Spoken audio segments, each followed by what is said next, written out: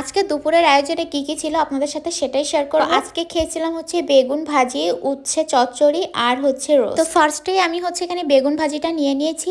আর বেগুনের ভেতরে এরকম গোটা গোটা করে আমাদের হচ্ছে মরিচ দিয়ে থাকে, মানে যেন ভেঙে সুন্দর করে খাওয়া যায়। আর যে কোনো কিছুর ভেতরে কিন্তু আমার এইরকম মরিচ দিলে কিন্তু আমার কাছে খেতে খুব ভালোই লাগে, কারণ সেটা তো ডলে ডলে খাওয়া যায়। আর এই যে দেখছেন বেগুনের খোসা, এটাও কিন্তু আমার খুবই পছন্দ। সবাই দেখি বেগুন ভাজি খাওয়ার সময় এই খোসাটা ফেলে দেয়, তবে আমি কিন্তু ফেলি না, এটা সহই আমি খেয়ে ফেলি। মানে পছন্দের জিনিস তো, কোনো কিছু বাদে দিতে ইচ্ছা করে না, এজন্যই হয়তো খেয়ে ফেলি। এখন অনেকে অনেক কথা বলে যে হ্যাঁ এগুলো তো খাওয়া যায় না, এগুলো আমরা ফেলে দেই। ভাই তোমরা হচ্ছে বড় লোকস, হ্যাঁ বড় লোক, যারা হচ্ছে বড় লোকস তারা হচ্ছে আমার ভিডিওটা অ্যাভয়েড করতে পারেন, কোনো সমস্যা হবে না আশা করি। যাই হোক আজাইরা কথা বাদ দিয়ে এখন খাবারের কথাই আসি। তো বেগুন ভাজি দিয়ে খাওয়ার পর এখানে হচ্ছে উচ্ছে নিয়ে নিয়েছিলাম। আর এটা কিন্তু চটচটি করা হয়েছিল দুই ধরনের মাছ দিয়ে। এক ছিল হচ্ছে ছোট ট্যাংরা আর এক ছিল হচ্ছে বড় সরপুটি। বিলিভ মি গাইস, এই দুইটার একটা মাছও আমার পছন্দ না, তবে বড় ট্যাংরা যদি হয় তাহলে আমার কাছে ভালো লাগে মোটামুটি। অবশ্যই এই মাছ হচ্ছে আমার বাসায়ও তেমন একটা কেউ খায় না, এখন মনে করেন যে বাধ্য হয়ে খাইতে হচ্ছে। আর যারা প্রথম থেকে আমার ভিডিও ফলো করেন তারা কিন্তু আজ পর্যন্ত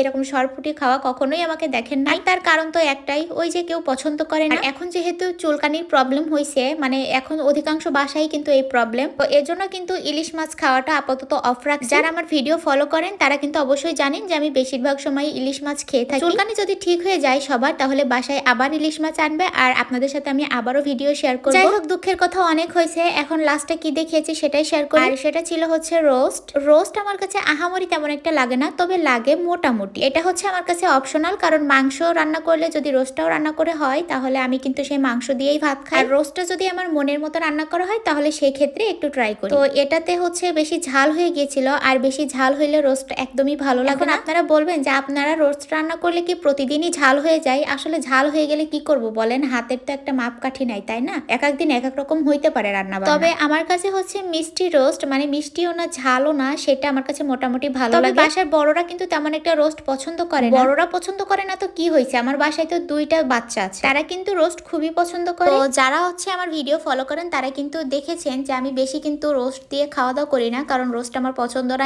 শুধু আমার না, বাসায় তেমন একটা রান্না হয় না, শুধু মাংসই রান্না করা হয়। তো আপনারা কমেন্টে জানাবেন কোন খাবারের ভিডিও আপনারা দেখতে চান, আপনাদের সাথে সেই ভিডিও শেয়ার করব। আল্লাহ হাফিজ।